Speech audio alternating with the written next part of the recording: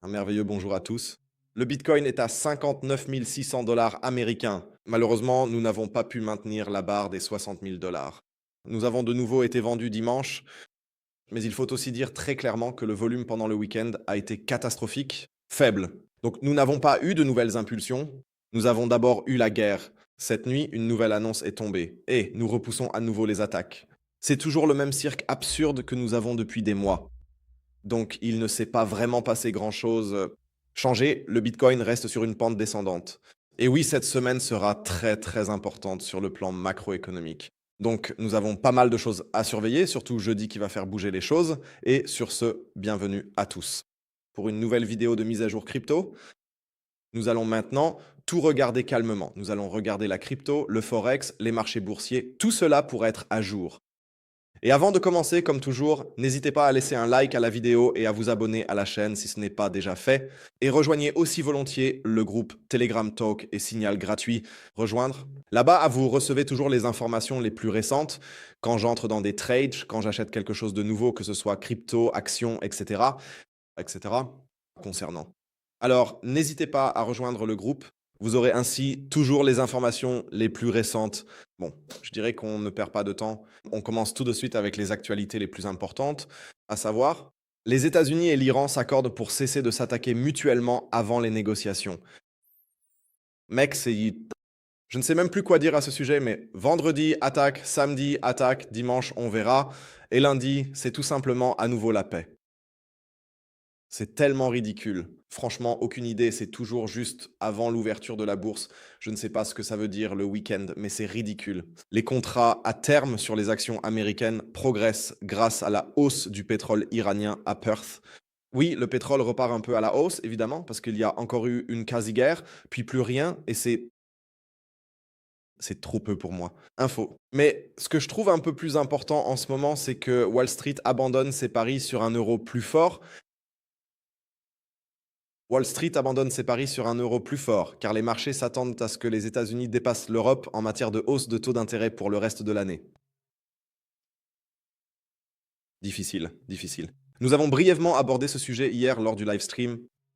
Je vois encore les choses un peu différemment, surtout en ce qui concerne les élections. L'euro a connu une envolée spectaculaire.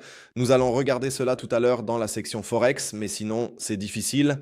En tout cas, Bitcoin, comme je l'ai dit, à 59 600 dollars américains. Vous le voyez vous-même ici, le mouvement des prix est catastrophique. Que peut-on en dire de plus? Les positions longues fonctionnent, les positions courtes fonctionnent, le volume est extrêmement faible. Même si on jette un rapide coup d'œil sur iBlock, ou plutôt sur la heatmap, nous avons toujours la solution à deux clusters. 57 ou plutôt 58 000 dollars américains et ensuite au-dessus de nous à 61 ou plutôt 62. Fait intéressant, mais il y a toujours en bas à 48 000 un seuil de liquidité très très important.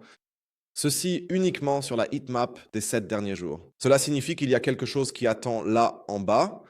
Ce seuil ici en bas doit être surveillé de très près. Je l'ai aussi dit hier, pour moi, on entre maintenant lentement dans cette phase où de plus en plus d'ordres apparaissent toujours plus bas. C'est-à-dire tout ce qui se situe entre 30, 40 et 50 000. Plus il y a d'ordres qui apparaissent là en bas, plus il devient difficile d'atteindre cette zone. Rappelez-vous le dernier creux. On criait 10, 11, 12 000 vu les liquidités en bas. Et alors, rien. Nous avons trouvé le creux à 15 ou 16 000. Et c'est justement ce à quoi nous devons maintenant faire extrêmement attention ici en bas. De plus en plus de clusters de liquidités se forment et tout le monde crie alors « Oh oui, là-bas, en bas, on va forcément y aller et blabla, il faut rester prudent ». Mais je dirais que cette semaine est vraiment, vraiment décisive. Nous avons en effet pas mal de nouvelles. Aujourd'hui, moins. Demain, les offres d'emploi Jolt. D'accord, il faudra absolument qu'on y jette un œil. Mercredi, l'indice ISM manufacturier. Très, très important. Et jeudi, ça va vraiment secouer avec le taux de chômage. Nous avons les premières demandes et les demandes continues. Nous avons les salaires horaires moyens. Nous avons le taux de chômage. Et nous avons les non-farm payrolls qui arrivent aussi jeudi. Car vendredi, c'est un jour férié aux États-Unis. La semaine, surtout le jeudi, sera extrêmement critique en ce qui concerne toutes les données fondamentales, ou plutôt la situation macroéconomique. Et il se pourrait aussi que cela se termine ainsi. Que nous décidions de la direction à prendre pendant les 3 premiers jours. Et qu'à partir de là, nous nous dirigions effectivement dans cette direction. Je reste plutôt baissier, mais je peux tout à fait imaginer, si rien de spectaculaire ne se passe pendant les 3 premiers jours, une petite rallye de soulagement. Mais il faut aussi dire, d'un point de vue spot, c'est catastrophique. Nous n'avons toujours aucun volume, c'est-à-dire aucun intérêt à l'achat.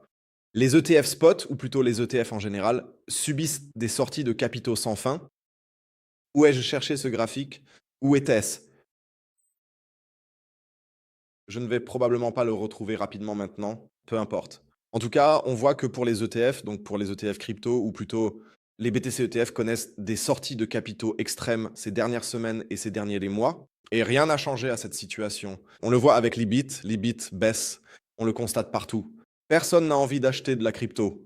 Sans ce changement, je suppose tout simplement que les cours vont baisser. Il faut être honnête. Sinon, c'est relativement calme. Côté actualité aujourd'hui, et sinon il n'y a plus qu'à attendre. Pour moi, ça va continuer à baisser. La position longue est en cours, la deuxième en swing, mais à court terme, nous avons toujours notre objectif de la vague E finale jusqu'ici en bas. Donc à environ 56 000, 57 000 dollars américains. Nous devrions normalement encore atteindre cet objectif. Bien, passons aux altcoins. Même scénario. Ethereum est dans une phase totalement latérale, c'est le calme plat. Nous ne voyons aucun volume ici en bas, rien du tout.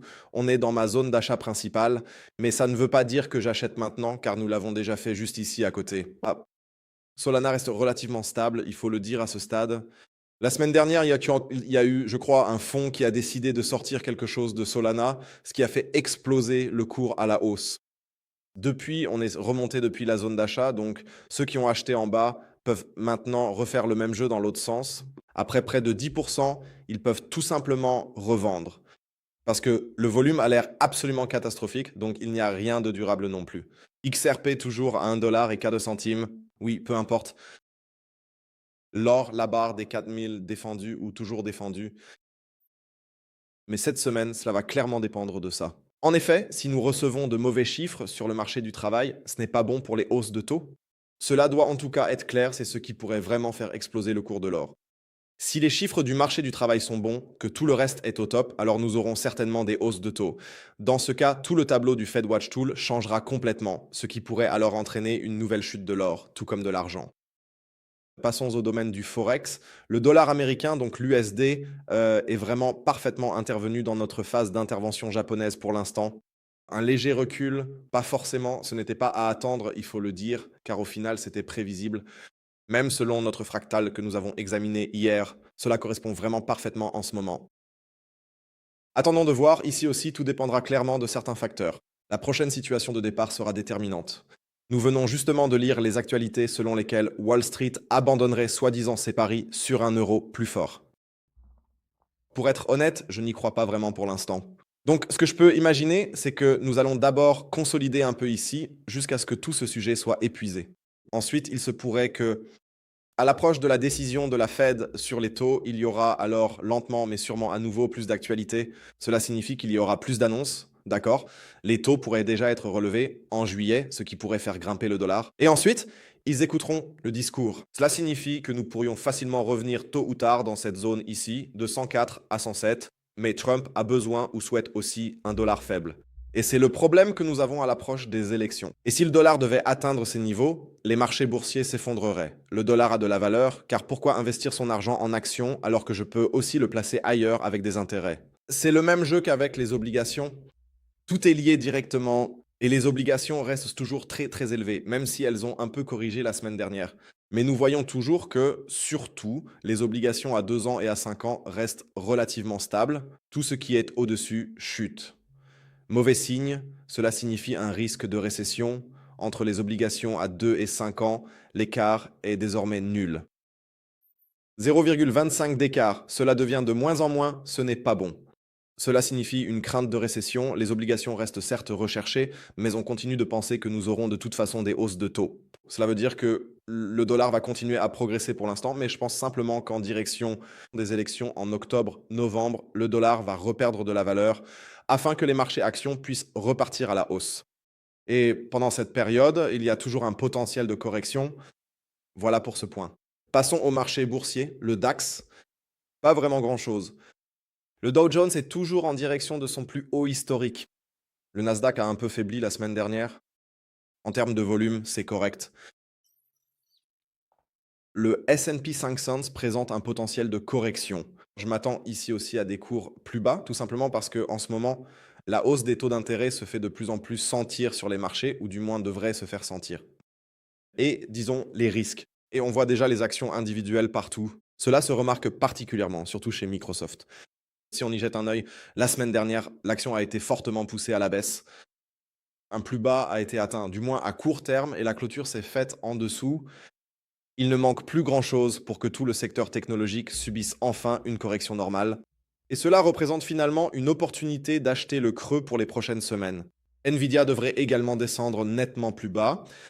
Palantir est déjà dans la zone d'achat, donc vous voyez, nous avons dans les secteurs individuels des corrections bien plus marquées que ce que les grands fonds ou que ce que les grands indices montrent actuellement, permettent.